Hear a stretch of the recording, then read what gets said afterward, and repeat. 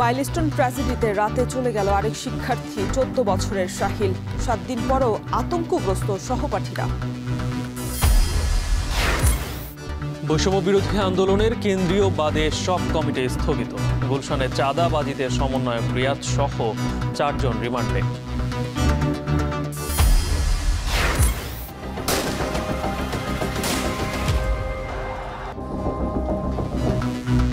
জুলাই গণঅভ্যুত্থানে ছাত্র জনতার পক্ষে দাঁড়ান পেশাজীবীরা। ছিল প্রলোভন আর গোয়েন্দা বাহিনীর চাপ। 2 আগস্ট খুলছে দ্বিতীয় তিস্তা গার্ডার সেতু। যাতায়াত সুবিধার পাশাপাশি উত্তরাঞ্চলের অর্থনীতিতে গতির আশা।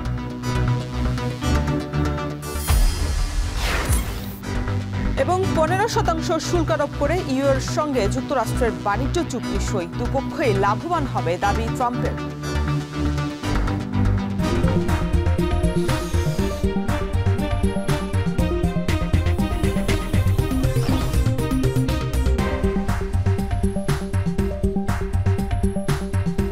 স্বাগত। এখন সকালে পুরো আয়োজনে আপনাদের সঙ্গে আছে আমরা দুজন। আমি শরীফ রওশন। আমি গালিব ইবনে রিয়াজ। মাইলস্টোন ট্র্যাজেডিতে রাতে চলে গেল আরেক শিক্ষার্থী 14 বছরের সাহিল ফারাবি আয়ান। রাত 1:45টায় বার্ন ইনস্টিটিউটে চিকিৎসাধীন অবস্থায় না ফেরার দেশে চলে যান তিনি। এ নিয়ে মৃতের সংখ্যা দাঁড়ালো 35 জনে। বার্নের আবাসিক চিকিৎসক ডাক্তার শাওন বিন রহমান জানিয়েছেন, সাহিলের শরীরে 40% পুড়ে গিয়েছিল।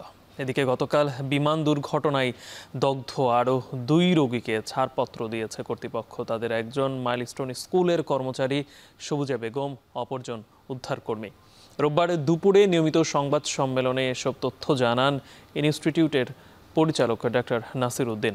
আইসিইউতে ভর্তি 4 জনের অবস্থা এখনও অপরিবর্তিত রয়েছে। এদিকে মাইলস্টোনের ঘটনা তদন্তে 9 সদস্যের কমিশন গঠন করা হয়েছে।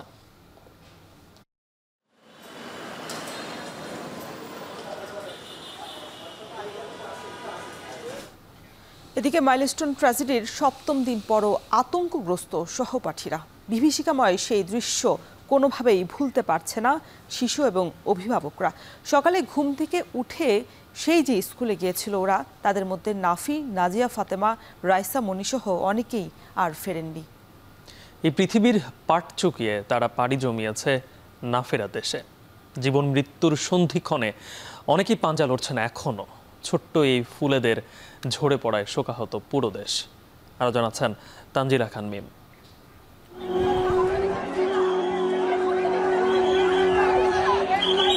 আকাশের মধ্যে ব্লাস্ট হওয়ার একটা সাউন্ড, তখন ক্লাসরুম থেকে বাইরে তাকিয়ে দেখি কি যে প্রাইমারি সেকশনের একটা সেকশনের মধ্যে ঢুকে গেছে পুরো প্লেনটা, ঢুকে ভিতরে আগুন জ্বলতেছে। ছুটি হবে একটু পর, সবাই ছিল।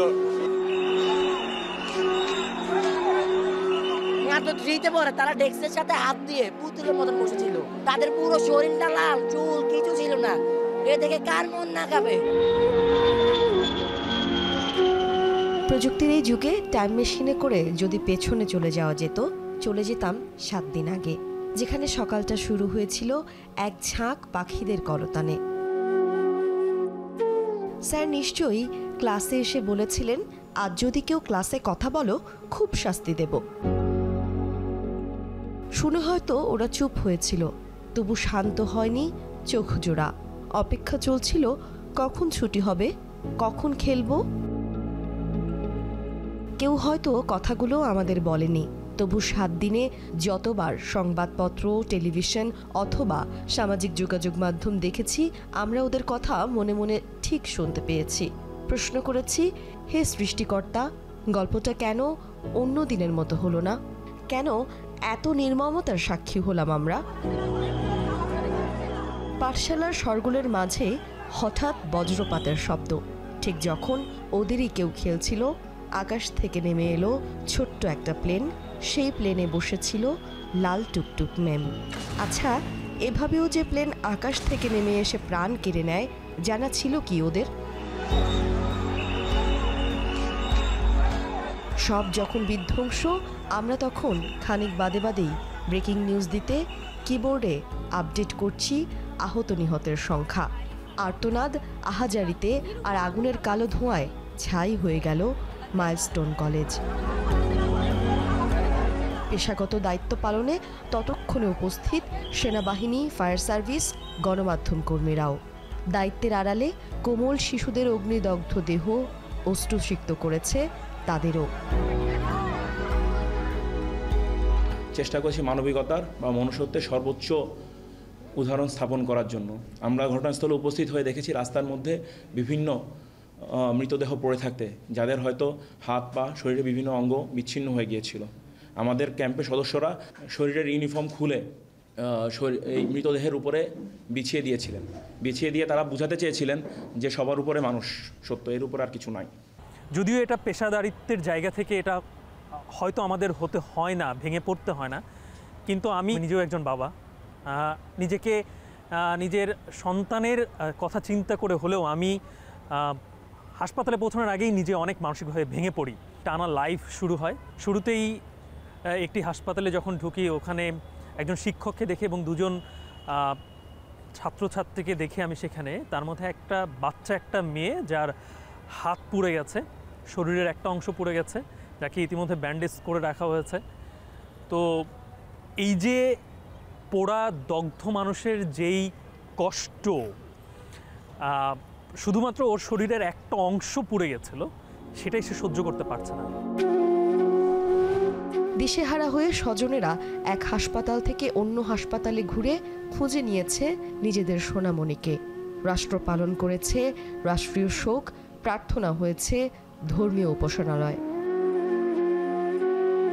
সপ্তাহ ব্যবধানে বেড়েছে মৃত্যুর সংখ্যাও। বাবা মায়েরা আশায় আছেন, কারো কারো আশার আলো নিভে গেছে, কেউ কেউ এখনও অপেক্ষায় রয়েছেন একটা মিরাকলের। এই কদিন ধরেই এই এতগুলো প্রাণ হারানোর দায় কার তা নিয়ে তর্ক বিতর্ক খুব চলেছে। রটেছে নিহতের সংখ্যা নিয়ে গুজবও। এই যে রাষ্ট্রের প্রতিদিন নতুন নতুন ইস্যুতে আমরাও হয়তো আর কদিন পরেই ভুলে যাব এই মাইলস্টোন ট্র্যাজেডির গল্প। কিন্তু ভুলবে না কেবল যার যায়, কেবল সেই তো বোঝে হায় হারানোর কি যন্ত্রণা।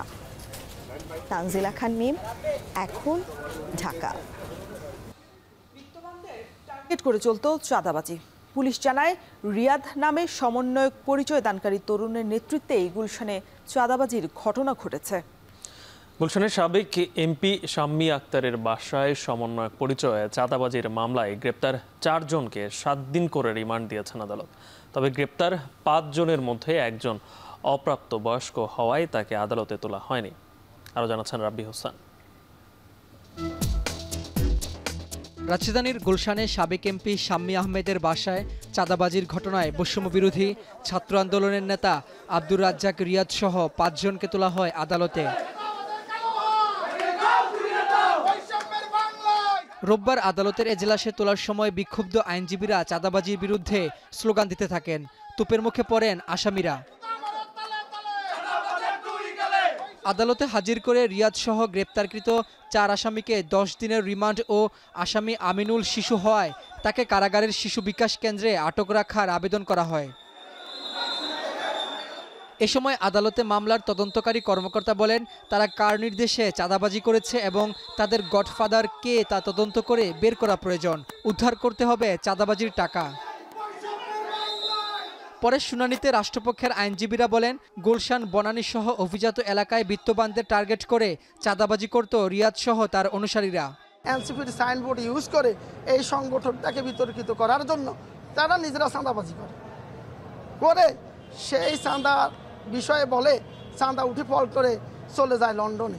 এইভাবে মূল ঘটনাকে ভিন্ন খাতে প্রবাহিত করার জন্য তারা বিভিন্ন রাজনৈতিক ব্যক্তিবর্গকে ফাঁসানোর জন্য তারা ফেসবুকে বিবৃতিতে তারা অন্যদের নাম বলে থাকে। আসলে ঘটনা হচ্ছে তারা নিজেরা চাঁদাবাজি করে কোটি কোটি টাকা হাতিয়ে নিচ্ছে। আমাদের বক্তব্যে বিজ্ঞ আদালত সন্তুষ্ট হয়ে আসামিদের 7 দিনের রিমান্ড মঞ্জুর করেন। শুনানি শেষে গুলশান থানার চাঁদাবাজির মামলায় বৈষম্য বিরোধী ছাত্র আন্দোলনের নেতা রিয়াদ সহ 4 জনকে 7 দিনের রিমান্ড মঞ্জুর করেছেন আদালত। এছাড়া আসামি শিশু আমিনুলকে গ্রেপ্তার দেখিয়ে কারাগারের শিশু বিকাশ কেন্দ্রে পাঠানো হয়। রাব্বি হোসেন, এখন, ঢাকা। এদিকে বৈষম্য বিরোধী ছাত্র আন্দোলনের কেন্দ্রীয় বাদে সারা দেশের সব কমিটি স্থগিত করেছে সংগঠনটি। রোববার বিকেলে রাজধানীর শাহবাগে সংবাদ সম্মেলনে এই ঘোষণা দেন সংগঠনের সভাপতি রিফাত রশিদ। বৈষম্য বিরোধী ছাত্র আন্দোলনের ব্যানারকে ব্যবহার করে কেউ যদি অপকর্ম করে তার বিরুদ্ধে আইনশৃঙ্খলা বাহিনীকে ব্যবস্থা নেয়ার অনুরোধ জানান তিনি। ইতিহাসে কোনো ঘটনার দায় স্বীকার করে সারা দেশের কমিটি স্থগিত করা নজিরবিহীন বলেও মন্তব্য করেন রিফাত রশিদ। অর্গানোগ্রামের সিদ্ধান্ত মোতাবেক বৈষম্য বিরোধী ছাত্র আন্দোলনের কেন্দ্রীয় কমিটি ব্যতীত সারা দেশের সকল কমিটির কার্যক্রম আনুষ্ঠানিকভাবে স্থগিত ঘোষণা করা হচ্ছে। এর মধ্য দিয়ে আমরা বৈষম্য বিরোধী ছাত্র আন্দোলনের আগামী কার্যক্রম কোন উপায়ে পরিচালিত হবে সেই সম্পর্কে আমরা বসবো, একটা রূপরেখা তৈরি হবে। বৈষম্য বিরোধী ছাত্র আন্দোলন জুলাই গণ অভ্যুত্থানের প্ল্যাটফর্ম, জুলাই গণ অভ্যুত্থানের স্পিরিটের সাথে সাংঘর্ষিক কোনো কিছুই তারা বরদাস্ত করবে না, এই জিনিসটা আমরা স্পষ্ট করে বলতে চাই এবং তার জন্যই আজকে আমাদের এই বড় ধরনের সিদ্ধান্ত নিতে হচ্ছে। জুলাই সনদের প্রাথমিক খসড়া তৈরি করেছে জাতীয় ঐকমত্য কমিশন, যা আজকের মধ্যেই পাঠানো হবে দলগুলোর কাছে। আগামী 3 দিনের মধ্যেই কমিশন এই আলোচনা শেষ করতে চায়। আজকেও দ্বিতীয় পর্যায়ের 20তম বৈঠক অনুষ্ঠিত হবে ফরেন সার্ভিস একাডেমিতে। বিস্তারিত জানাচ্ছেন সানি মৃধা।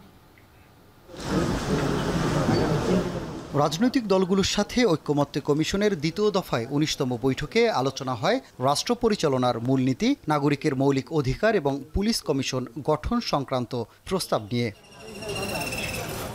বিগত স্বৈরাচার সহ বিভিন্ন সময়ে ক্ষমতাসীন রাজনৈতিক দলগুলোর হাতিয়ার হিসেবে ব্যবহার হতো পুলিশ বাহিনী। এমন বাস্তবতায় স্বাধীন পুলিশ কমিশন গঠনের ব্যাপারে প্রস্তাব দেয় ঐকমত্য কমিশন, যেখানে পুলিশ বাহিনীকে জনবান্ধব করা সহ কমিশনের কাছে জবাবদিহিতে থাকবে পুলিশ বাহিনীর। আর এই বিষয়ে সব রাজনৈতিক দল ঐকমত্যে পৌঁছেছে, এমনটাই জানিয়েছেন ঐকমত্য কমিশনের সহসভাপতি।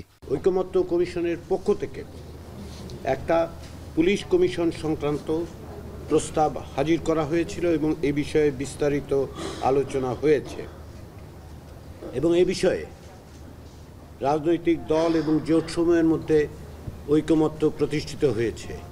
কিন্তু বিপত্তি বাধে রাষ্ট্র পরিচালনার মূলনীতি নিয়ে, যেখানে কমিশনের প্রস্তাবে সাম্য, মানবিক মর্যাদা, সামাজিক সুবিচার, গণতন্ত্র এবং ধর্মীয় স্বাধীনতা ও সম্প্রীতির সাথে ৫ম সংশোধনীতে উল্লেখিত আল্লাহর উপর পূর্ণ বিশ্বাস ও আস্থা যুক্ত করতে চায় বিএনপি ও জামায়াত।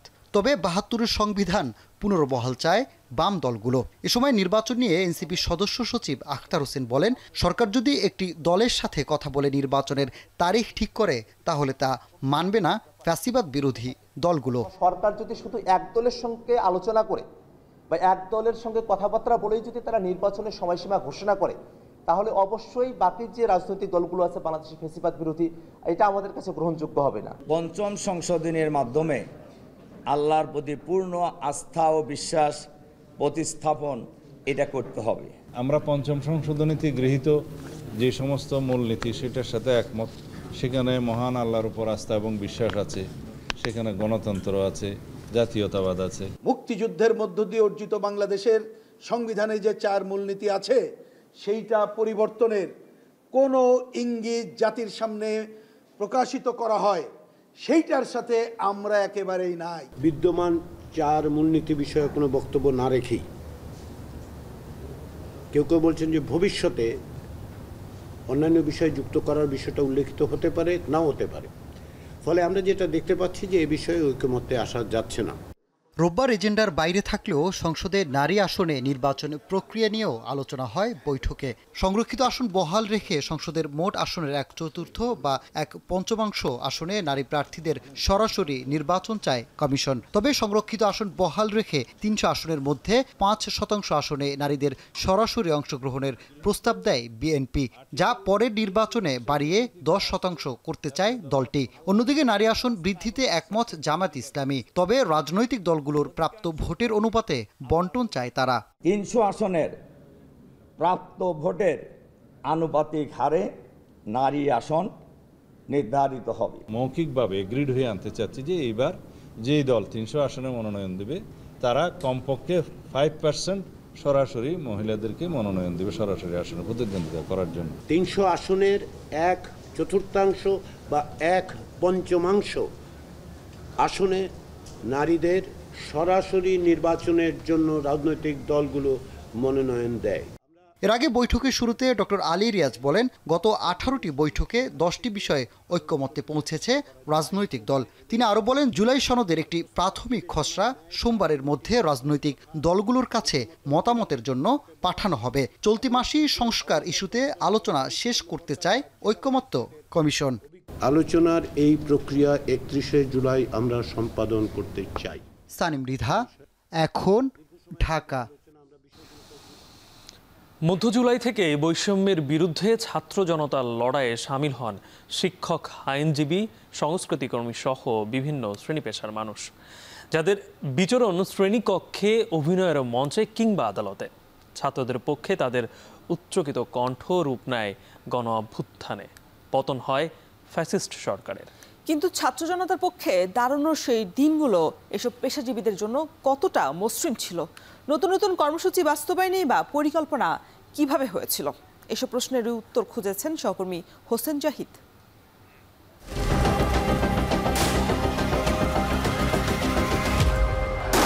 আগস্টের প্রথম দিন, জেনজিদের ভাষায় তা জুলাই মাসের 32তম দিন।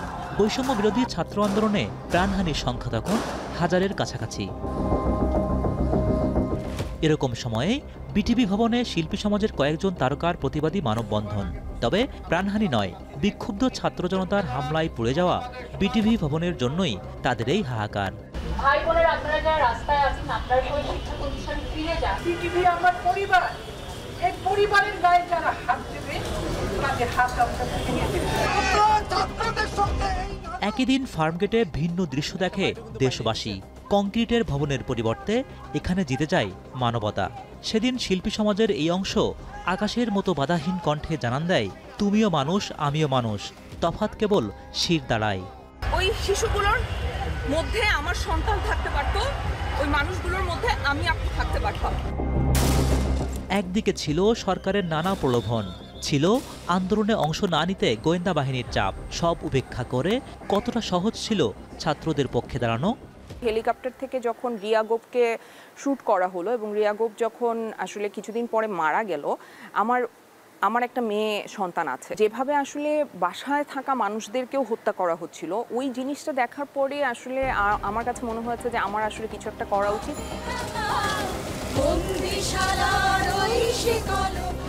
69-এ রাজশাহী বিশ্ববিদ্যালয়ের শিক্ষক অধ্যাপক শামসুজ্জোহাকে প্রাণ দিতে হয় ছাত্রদের পক্ষ নেয়।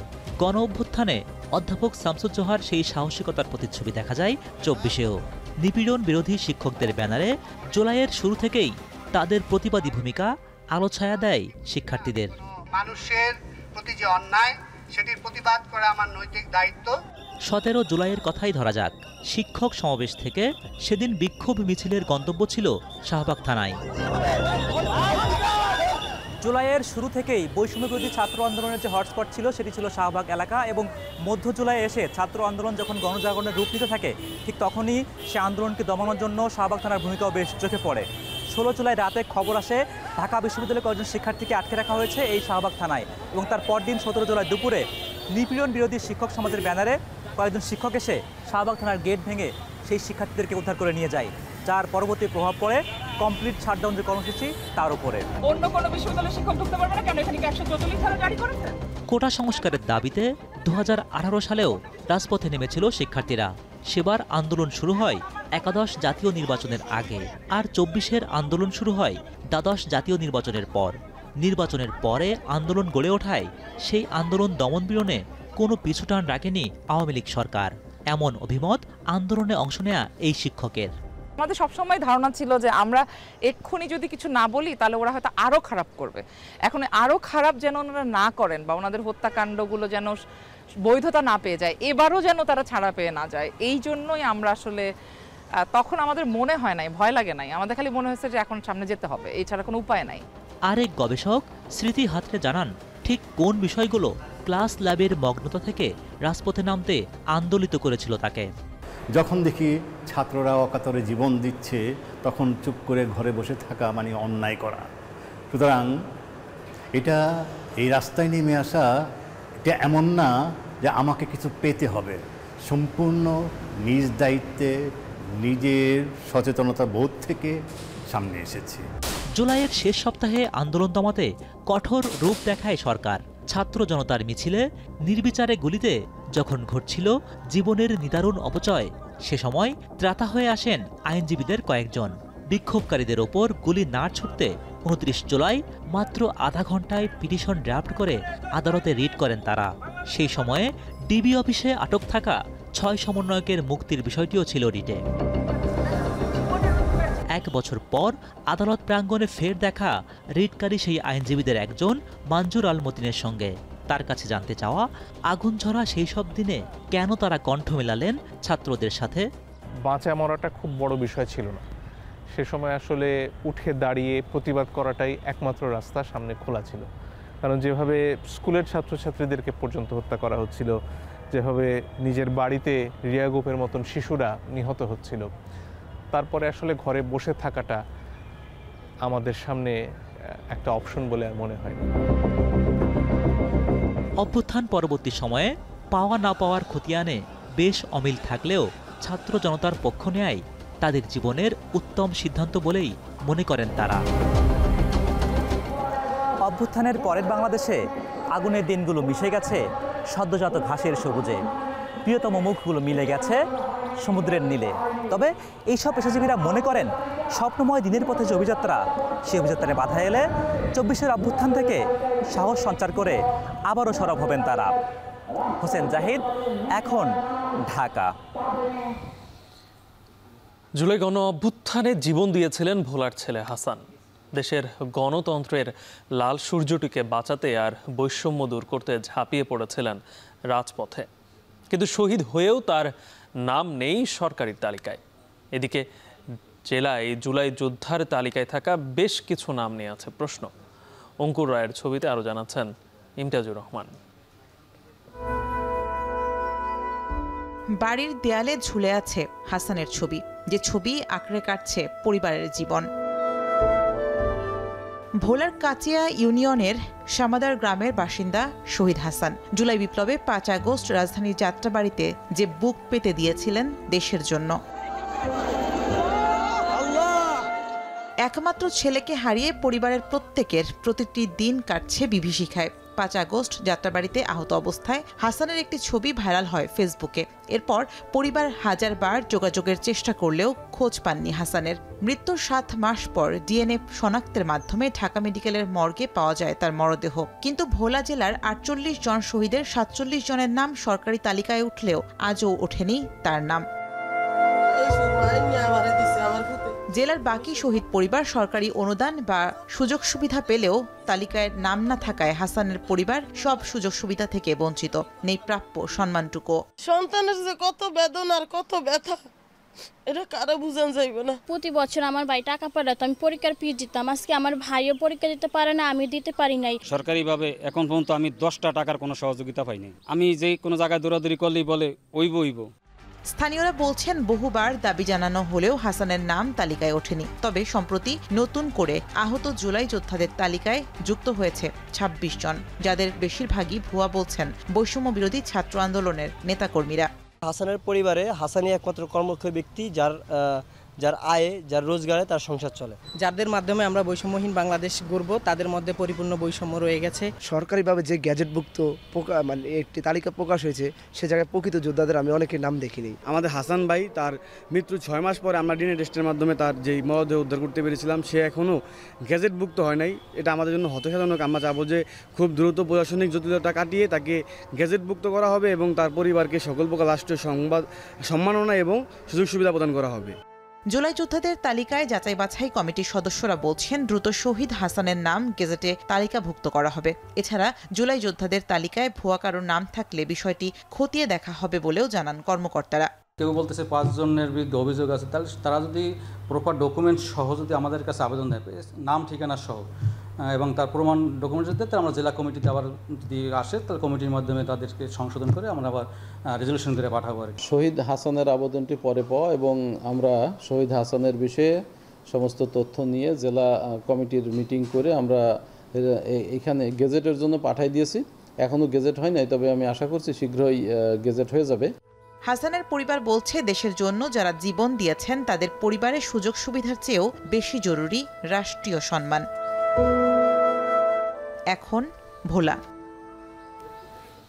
টানা বৃষ্টির পর আবহাওয়ার বৈরিতা কাটতে শুরু করেছে উপকূলে। বরগুনায় কমেছে বৃষ্টি, তবে ভাঙন প্রবণ এলাকার মানুষ এখনও রয়েছে আতঙ্কে। এ বিষয়ে সবশেষ পরিস্থিতি জানাতে বরগুনা থেকে সরাসরি যুক্ত হচ্ছেন সহকর্মী জিয়াদ মাহমুদ। জিয়াদ, যে উপকূলের সবশেষ কি পরিস্থিতি, আর জেলেরা কি এখন সাগরে যাওয়া শুরু করেছেন কিনা মাছ ধরতে, জানাবেন।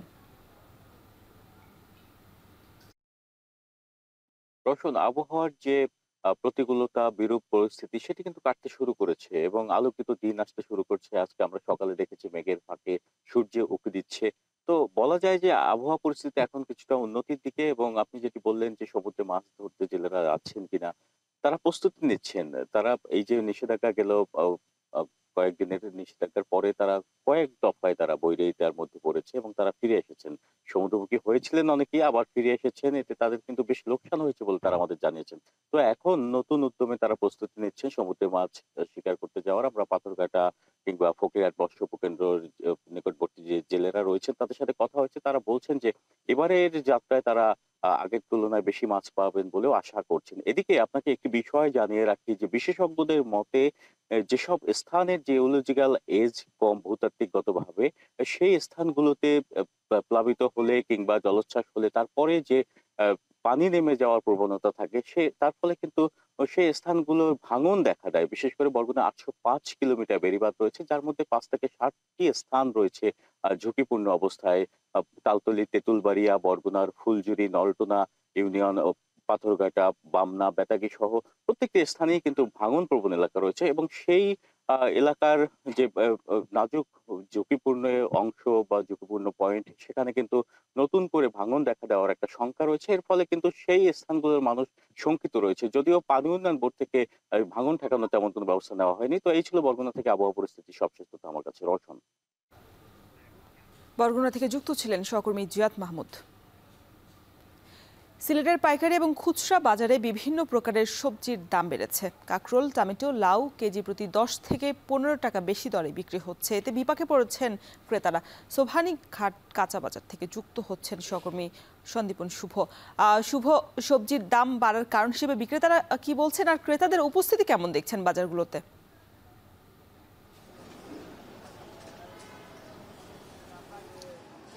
দেখুন, সিলেটে কিন্তু এই যে সবজির বাজারের যে দাম, সেই দামটি কিন্তু আমরা গত কয়েক সপ্তাহ ধরেই দেখছি ক্রমশ বেড়েই চলছে। আজকেও সেই একই চিত্র। দাম কিন্তু আজকেও আমরা বাড়তি পেয়েছি। কয়েকটি সবজির দাম অপরিবর্তিত আছে, কিন্তু বেশিরভাগ সবজির দাম কিন্তু বেড়েছে। আমি যদি আপনাকে আজকে বাজারের চিত্রটি বলি, সবচেয়ে যে সবজির দাম বেড়েছে সেটি হচ্ছে টমেটোর দাম কিন্তু আজকে বাজারে বেড়ে গিয়ে 120 থেকে 140 টাকায় বিক্রি হচ্ছে, যেটি কিন্তু গত সপ্তাহে আমরা দেখেছিলাম যে 80 থেকে 90 টাকায় পাওয়া যাচ্ছে। সেটি কিন্তু আজকে 120-30 টাকা, এমনকি কোনো জায়গায় 140 টাকাও বিক্রি হচ্ছে। তো সেক্ষেত্রে দামটি কিন্তু টমেটোতে অনেক বেশি বেড়ে গেছে। এর পাশাপাশি লাউয়ের দাম যদি কথা বলি আমরা, মিষ্টি লাউ সহ যত ধরনের লাউ আছে, লাউয়ের দামও কিন্তু বেড়েছে। আজকের বাজারে সর্বনিম্ন 70 থেকে 80 টাকায় লাউ পাওয়া যাচ্ছে খুচরা বাজারে, এবং পাইকারি বাজারে 60 থেকে 70 টাকা যেটি পাওয়া যাচ্ছে, এবং সেটি বেড়ে গিয়ে কিন্তু 90 থেকে 100 টাকা পর্যন্ত বিক্রি হচ্ছে। এর পাশাপাশি যদি আমি অন্যান্য সবজির কথা আপনাকে একটু বলতে চাই, সেক্ষেত্রে ঝিঙ্গার দামও কিন্তু বেড়েছে। ঝিঙ্গা বিক্রি হচ্ছে আজকের বাজারে 50 থেকে 60 টাকা কেজি ধরে শুধুমাত্র পাইকারি বাজারে, এবং সেটি খুচরা বাজারে কিন্তু 70 টাকা পর্যন্ত বিক্রি হচ্ছে। এর পাশাপাশি করলার দাম যদি বলি, করলার দাম কিন্তু পাইকারি বাজারে 50 টাকায় বিক্রি হচ্ছে, এবং খুচরা বাজারে সেটি বেড়ে গিয়ে 60 থেকে 70 টাকা পর্যন্ত বিক্রি হচ্ছে। একইভাবে বেগুনের দামও বেড়েছে। বেগুনের দাম কিন্তু আজকে পাইকারি বাজারে 50 টাকায় বিক্রি হচ্ছে, যেটি খুচরা বাজারে 60 থেকে 65 টাকায় বিক্রি হচ্ছে। এছাড়াও চিচিঙ্গা বিক্রি হচ্ছে পাইকারি বাজারে 40 টাকা, যেটি খুচরা বাজারে কিন্তু 50 থেকে 55 টাকায় বিক্রি হচ্ছে। এর পাশাপাশি যদি আমি আরও কয়েকটি সবজির কথা আপনাকে একটু বলতে চাই, সেক্ষেত্রে কুমড়োর দাম কিন্তু পাইকারি বাজারে 50 টাকায় বিক্রি হচ্ছে, যেটি খুচরা বাজারে বেড়ে গিয়ে 70 টাকায় বিক্রি হচ্ছে। কিছুটা কম দামে বিক্রি হচ্ছে পেঁপে আজকের বাজারে পাইকারি বাজারে 24 থেকে 25 টাকায় বিক্রি হচ্ছে, এবং সেটি কিন্তু খুচরা বাজারে বেড়ে গিয়ে 30 থেকে 35 টাকা বিক্রি হচ্ছে। এবং আমি যদি বলি শাকের কথা, বিভিন্ন পদের শাক রয়েছে, লাল শাক, পুঁই শাক, ডাঁটা শাক সহ শাকগুলো মোটামুটি স্থিতিশীল রয়েছে, অর্থাৎ যে 15 থেকে 20 টাকা আটা দরে বিক্রি হচ্ছে। পাশাপাশি যদি আমি লেবুর কথা বলি, লেবুও কিন্তু বেশ স্থিতিশীল রয়েছে। তো বলা চলে যে কিছু কিছু সবজির দাম অপরিবর্তিত থাকলেও বেশ কয়েকটি সবজির কিন্তু দাম বেড়ে গেছে। রওশন, এই ছিল আমার কাছে সিলেটের সবজি বাজার থেকে সবশেষ। সবজির বাজার পরিস্থিতির সবশেষ জানাতে আমাদের সাথে সিলেট থেকে যুক্ত ছিলেন সহকর্মী সন্দীপন শুভ। দেশের সবচেয়ে মজবুত আরএফএল ল্যাডার, যা 6061 গ্রেড অ্যালুমিনিয়ামে তৈরি। শক্তিশালী এমএস ক্রসবার নিশ্চিত করে সর্বোচ্চ নিরাপত্তা। RFL ladder. 10 ঘন্টা পেরুলেও গাজীপুরের টঙ্গীতে সিটি কর্পোরেশনের উন্মুক্ত ম্যানহোলে পড়ে নিখোঁজ নারীর এখনও সন্ধান মেলেনি। সকাল থেকে আবারও উদ্ধার কার্যক্রম শুরুর কথা রয়েছে ফায়ার সার্ভিসের। এ নিয়ে বিস্তারিত জানাতে ঘটনাস্থল থেকে যুক্ত হচ্ছেন সহকর্মী ইফতেখার রায়হান। রায়হান, ফায়ার সার্ভিসের উদ্ধার কার্যক্রম আবার কখন শুরু হবে, আর নিখোঁজ নারীর স্বজনরা কি বলছেন? কালকে রাত 8টার দিকে মূলত এই টঙ্গীর হোসেন মার্কেট এলাকায় ঢাকা মহাসড়কের পাশেই একটি হসপিটাল রয়েছে, যেটির নাম হচ্ছে ইম্পেরিয়াল হাসপাতাল, এবং এই হাসপাতালের সামনে কিন্তু প্রায় 10 থেকে 12টি ম্যানহোলের কিন্তু উন্মুক্ত ম্যানহোল রয়েছে। অর্থাৎ এখানে যে সিটি কর্পোরেশনের যে ড্রেনটি রয়েছে, সেই ড্রেনের কোথাও 8 থেকে 10টি জায়গায় কোনো স্ল্যাব নেই, যে কারণে এই জায়গাটিতে যখন বৃষ্টি হয়েছিল তখন পানিতে টইটুম্বর ছিল, এবং সেখান দিয়ে একজন পথচারী নারী তিনি এই পথ দিয়ে যাওয়ার সময় অসাবধানতাবশত তিনি সেই উন্মুক্ত ম্যানহোলে পড়ে যান। এরপর থেকে কিন্তু তিনি নিখোঁজ রয়েছেন। প্রথমে স্থানীয়রা তাৎক্ষণিকভাবে তাকে উদ্ধারের চেষ্টা করে তাকে না পেয়ে পরবর্তীতে ফায়ার সার্ভিসে খবর দেওয়া হয়, এবং এক পর্যায়ে গাজীপুরের যে টঙ্গীর ফায়ার সার্ভিসের ডুবুরি দল এখানে এসে তারা রাত 1টা পর্যন্ত তাদের উদ্ধার তৎপরতা চালায়, এবং পাশাপাশি সিটি কর্পোরেশনও কিন্তু এই কাজে তাদেরকে সহযোগিতা করেছিল। তবে রাত 1টা পর্যন্ত এই উদ্ধার তৎপরতায় কিন্তু ওই যে নিখোঁজ নারীর তার সন্ধান পাওয়া যায়নি।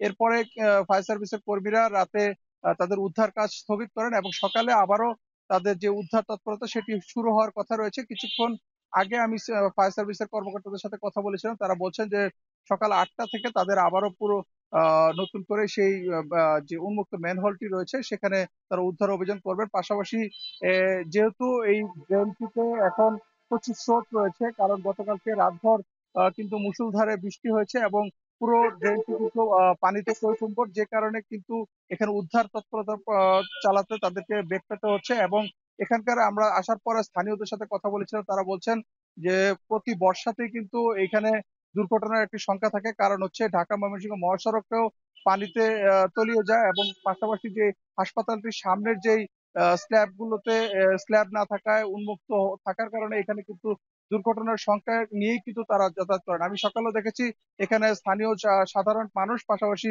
শিক্ষার্থীরাও কিন্তু এই ঝুঁকিপূর্ণভাবে কিন্তু এই পথে চলাচল করছে। তো সবকিছু মিলে এই ছিল আমার কাছে গাজীপুরের টঙ্গীতে যে উন্মুক্ত ম্যানহোলে নারীর নিখোঁজের সবশেষ তথ্য। গাজীপুর থেকে যুক্ত ছিলেন সহকর্মী ইফতেখার রায়হান। দীর্ঘ প্রতীক্ষার পর 2 আগস্ট উদ্বোধন হতে যাচ্ছে গাইবান্ধা ও কুড়িগ্রামবাসীর বহুল কাঙ্ক্ষিত দ্বিতীয় তিস্তা গার্ডার সেতু। উদ্বোধনের পরেই সর্বসাধারণের জন্য খুলে দেওয়া হবে সেতুটি। এদিকে উদ্বোধনের মধ্য দিয়ে উত্তরাঞ্চলের মানুষের যাতায়াত সুবিধা বাড়ার পাশাপাশি গতি আসবে এই অঞ্চলের অর্থনীতিতে, এমনটাই মনে করছেন সংশ্লিষ্টরা। আরও জানাচ্ছেন মাজিদুর রহমান, ছবি তুলেছেন রবিউল ইসলাম। একদিকে গাইবান্ধার সুন্দরগঞ্জের হরিপুর, অন্যদিকে কুড়িগ্রামের চিলমারী উপজেলা, মাঝে বয়ে চলা তিস্তা নদীর বিভাজন রেখা। জীবনমান উন্নয়নে এই 2 জেলার মানুষের দীর্ঘদিনের দাবি ছিল তিস্তা নদীর উপর একটি সেতু নির্মাণ। অবশেষে পূরণ হচ্ছে সে দাবি। বহুল প্রত্যাশিত দ্বিতীয় তিস্তা গার্ডার সেতু উদ্বোধনের অপেক্ষায় 2 পারের মানুষ। এতে উচ্ছ্বসিত নদীর দুপারের বাসিন্দারা। যাতায়াত করতে সমস্যা ছিল, এখন মনে করো ব্রিজটা যদি উদ্বোধন হয় আমাদের মনে করো যাইতে মনে করো 2 মিনিটে 3 মিনিটে তো আমরা পারাপার হইতে পারবো। চিলমারি থেকে হরিপুর আসতে 120 টাকা খরচ হয়, ব্রিজটা ছেড়ে দিলে আমাদের অনেক উপকার হবে। আল্লাহর রহম আমাদের খুব সুবিধে, তরকারি বাজার নিয়ে যা, আনা বেচা কিনে সব দিক দিয়ে আমাদের সুবিধে। নৌকা পথে যাইতে হইতো, অনেক রাস্তা হাঁটতে হইতো, ঠিক আছে। আর এখন ব্রিজ হলে আমাদের মনে করেন যে উন্নয়ন হবে, একটু ভালো হবে। 2 তারিখের মধ্যে যদি আমাদের এই ব্রিজটা উদ্বোধন হয় তাহলে আমার মনে হয় যে আমার মতো আরও অনেক যারা এই পারাপারের যাত্রী অনেকেরা সুবিধা পাবে। সেতুটি দেখতে প্রতিদিনই দূর দূরান্ত থেকে আসছেন নানা বয়সী মানুষ। জনভোগান্তি লাঘবে এই সেতুকে আশীর্বাদ হিসাবে দেখছেন সবাই। এখানে আমরা আসি, ব্রিজটা খুব সুন্দর, অনেক দূরত্ব ব্রিজটা, এই জন্য আমরা আসি। এখানে ঘুরতে আসছি বাচ্চাদের নিয়ে। বড় ব্রিজ, ভালো লাগলো, আবহাওয়া ভালো, খোলামেলা জায়গা। সংশ্লিষ্টরা বলছেন যাতায়াত, ব্যবসা বাণিজ্য কিংবা শিক্ষা প্রায় প্রতিটি ক্ষেত্রেই যুগান্তকারী ভূমিকা রাখবে স্থানীয় সরকার বিভাগে নির্মাণাধীন এই সেতু। এছাড়া চিলমারি, ভুরুঙ্গামারি, কুড়িগ্রামবাসীর রাজধানী ঢাকার সঙ্গে যোগাযোগের দূরত্ব কমবে প্রায় ১০০ কিলোমিটার। কুড়িগ্রাম ও গাইবান্ধা ২০ লক্ষাধিক মানুষ সরাসরি উপকৃত হবে এবং চরাঞ্চলে প্রান্তিক চাষি ওনাদের উৎপাদিত সবজি, অন্যান্য সবজি ঢাকা এবং দেশের অন্যান্য অঞ্চলে খুবই অতি তাড়াতাড়ি যে বৃষ্টির মাধ্যমে পরিবহন করতে সক্ষম হবে। ১,৪৯০ মিটার দীর্ঘ সেতুটিতে ২৯০টি পিলারের উপর বসানো হয়েছে ৩১টি স্প্যান। নদী শাসন সহ সেতুটিতে খরচ হয়েছে ৪৪০ কোটি টাকা। এলজিডির তত্ত্বাবধানে China state construction engineering corporation কাজটি বাস্তবায়ন করছে, আর এতে অর্থায়ন করেছে সৌদি সরকার। আগামী ২ আগস্ট স্বপ্নের দুয়ার খুলছে এই তিস্তা সেতুর। আর এই সেতুর উদ্বোধনের মধ্যে দিয়ে কুড়িগ্রামের চিলমারি এবং এই গাইবান্ধার সুন্দরগঞ্জের হরিপুরের দূরত্ব কমবে প্রায় ১০০ কিলোমিটার, যেখানে নৌপথের দূরত্ব মাত্র ১.৫ কিলোমিটার। আর এর মাধ্যমে এই এলাকার সমৃদ্ধি ফিরবে এখানকার ব্যবসা বাণিজ্য থেকে আরম্ভ করে শিক্ষা, চিকিৎসা সব কিছুর সম্ভাবনার দুয়ার। মাজিদুর রহমান, এখন গাইবান্ধা, সুন্দরগঞ্জ। এবার আন্তর্জাতিক। ইউরোপীয় ইউনিয়নের ওপর ১৫% শুল্ক আরোপ করে বাণিজ্য চুক্তি করেছে যুক্তরাষ্ট্র। এর আগে ইউরোপীয় পণ্যে ৩০% শুল্ক আরোপের হুমকি দিয়েছিলেন ডোনাল্ড ট্রাম্প। ইউরোপীয় কমিশনের প্রেসিডেন্ট এবং মার্কিন প্রেসিডেন্টের এই বৈঠকে এমন সিদ্ধান্ত হয়েছে। চুক্তির আওতায় যুক্তরাষ্ট্রে ইউরোপের কয়েক বিলিয়ন ডলারের বিনিয়োগ এবং জ্বালানি ক্রয়ের প্রতিশ্রুতিও আছে। ট্রাম্প জানান চুক্তিটি ইউরোপের গাড়ি শিল্প এবং কৃষি খাতের জন্য বিশাল অগ্রগতি হবে।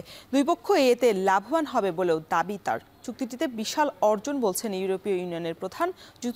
যুক্তরাষ্ট্রের তৃতীয় বৃহত্তম বাণিজ্যিক অংশীদার ইউরোপের ২৭ দেশের এই জোট। ইউরোপের সঙ্গে যুক্তরাষ্ট্রের বাণিজ্য ঘাটতি ২৩৬ বিলিয়ন মার্কিন ডলারের। এই চুক্তির ফলে ঘাটতি কিছু কমে আসবে বলে ধারণা করছে বিশ্লেষকরা।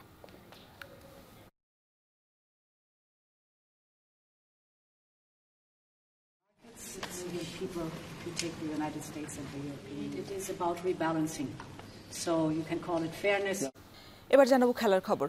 প্রবাসী খেলোয়াড়দের বাংলাদেশের জার্সিতে অংশ নেওয়ার প্রবণতা বাড়ছে। ফুটবলের পর এবার বাংলাদেশ বক্সিং ফেডারেশনও হাঁটছে সেই একই পথে। ব্রাগা ওপেন আন্তর্জাতিক বক্সিং প্রতিযোগিতায় 50 কেজি ক্যাটাগরিতে স্বর্ণজেতা জিন্নাত ফেরদৌস লড়বেন বাংলাদেশ জাতীয় বক্সিং প্রতিযোগিতায়। রেজাউল করিম জানাচ্ছেন বিস্তারিত। বাংলাদেশের জার্সিতে প্রবাসী খেলোয়াড়দের মাঠ মাতানো নতুন কিছু নয়। ফুটবলে এই রীতি চালু হয়েছে অনেক আগে থেকেই। জামাল ভুঁইয়া, হামজা চৌধুরী যার বড় নাম। ফুটবল ফেডারেশনের মতো অন্যান্য ফেডারেশনও ঝুঁকছে এমন সিদ্ধান্তে। এবার বাংলাদেশ বক্সিং ফেডারেশনও নিয়েছে এমন সিদ্ধান্ত। আপনারা জানেন যে বিদেশ থেকে একটা মেয়ে বিদেশি প্রবাসী, আমেরিকান প্রবাসী, যে ইউরোপীয় ইউনিয়নে কিছুদিন আগে খেলা হয়েছে, সেখানে সে গোল্ড পেয়েছে। তো ধারাবাহিকভাবে তার আরও কিছু কিছু অর্জন আছে। তো আমাদের আগামীতে সাব গেমস আছে, ওই উদ্দেশ্য নিয়ে অন্ততপক্ষে তাকে আমরা বাংলাদেশে ইনভাইট করেছি। জিন্নাত ফেরদৌস বাংলাদেশি বংশোদ্ভূত মার্কিন যুক্তরাষ্ট্রের বক্সার। সম্প্রতি পর্তুগালে অনুষ্ঠিত ব্রাগা ওপেন আন্তর্জাতিক বক্সিং প্রতিযোগিতায় 50 কেজি ক্যাটাগরিতে জিতেছেন স্বর্ণ।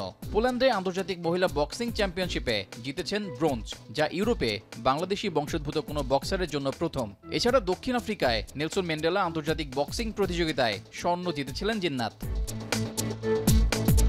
31তম জাতীয় সিনিয়র পুরুষ ও 7ম জাতীয় মহিলা বক্সিং প্রতিযোগিতা শুরু হয়েছে। সারা দেশ থেকে 172 জন বক্সার অংশ নিচ্ছেন এখানে, যেখানে বাংলাদেশি মেয়ে বক্সারদের সাথে লড়বেন জিন্নাত। ও আসার পরে যেটা হবে, আমাদের এখানে খেলা হবে, ও আমাদের দেশে মেয়েদের সাথে খেলবে এবং আগামীতে ও এখানে আশা করি ভালো করবে। তারপর ওকে সাব গেমসে আমরা জাস্ট ইনক্লুড করবো, যেটা জানুয়ারিতে যে পাকিস্তানে আমাদের যে সাব গেমসটা আছে। দেশের বিভিন্ন প্রান্ত থেকে আসা বক্সারদের জন্য থাকা খাওয়া থেকে শুরু করে ফেডারেশন রেখেছে বিশেষ সুবিধা। ওরা আসা যাওয়া টিকিট দিয়ে পাবে, তাদের ট্রান্সপোর্ট যে ভাড়া সেটা পাবে, তারপরে অন্তত তাদের যে পার ডে তারা খাচ্ছে।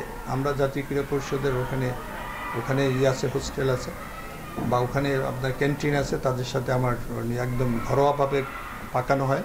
তাদের মেনু দিয়ে সেটা হলো মাছ, মাংস, সবজি যেটা হয়, ডাল, অন্তপক্ষে গুণগত মান ভালো।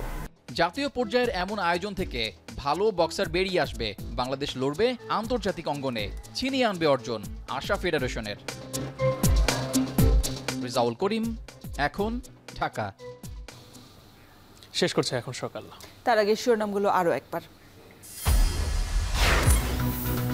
মাইলস্টোন ট্র্যাজেডিতে রাতে চলে গেল আরেক শিক্ষার্থী, 14 বছরের সাহিল। 7 দিন পরও আতঙ্কগ্রস্ত সহপাঠীরা। বৈষম্য বিরোধী আন্দোলনের কেন্দ্রীয় বাদে সব কমিটি স্থগিত। গুলশানে চাঁদাবাজিতে সমন্বয়ক রিয়াদ সহ 4 জন রিমান্ডে।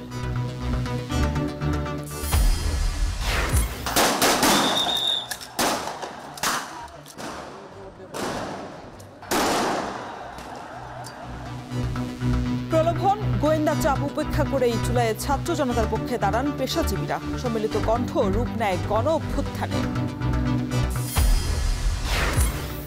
2 আগস্ট খুলছে দ্বিতীয় তিস্তা গার্ডার সেতু। যাতায়াত সুবিধার পাশাপাশি উত্তরাঞ্চলের অর্থনীতিতে গতির আশা।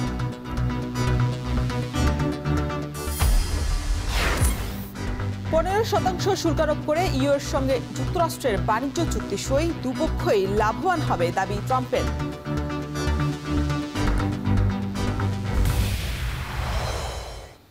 এই ছিল এখন সকালের আয়োজনে। এখন টেলিভিশন ওয়েবসাইটে দেখতে ভিজিট করুন www.ekhon.tv। ফেসবুকে চোখ রাখুন facebook.com/tv.ekhon, আর ইউটিউবে লাইভ দেখতে ভিজিট করুন youtube.com/c/ekhon tv।